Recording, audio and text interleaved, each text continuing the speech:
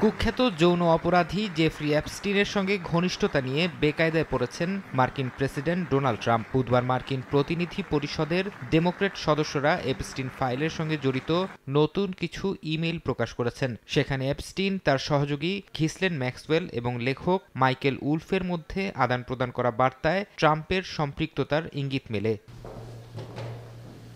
এই ইমেইল প্রকাশের পর হোয়াইট হাউস ওভারসাইট কমিটির ডেমোক্র্যাট সদস্যরা দাবি করেছেন এটি ডোনাল্ড ট্রাম্প ও এপস্টিনের ভয়ঙ্কর অপরাধের প্রমাণ। কিছুদিন আগে মামলাটির কার্যক্রম বন্ধ ঘোষণা করেছিল ট্রাম্প প্রশাসন। তাদের দাবি ছিল এই মামলার বিষয়ে আর কোনো তথ্য প্রকাশ করার নেই। কিন্তু এর ঠিক 4 মাস পর এই নতুন তথ্য সামনে আসায় মার্কিন রাজনীতিতে বিতর্ক শুরু হয়েছে।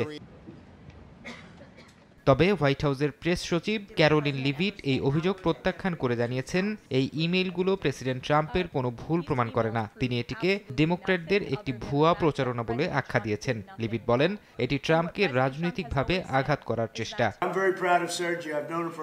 ডোনাল্ড ট্রাম্প একাধিকবার দাবি করেছেন এপস্টিনের অপরাধমূলক কর্মকাণ্ড সম্পর্কে তার কোনো ধারণা ছিল না। 90-এর দশক থেকে 2000 সালের শুরুর দিকে তাদের মধ্যে যোগাযোগ ছিল, তবে 2004 সালের দিকে তাদের সম্পর্কের অবনতি ঘটে।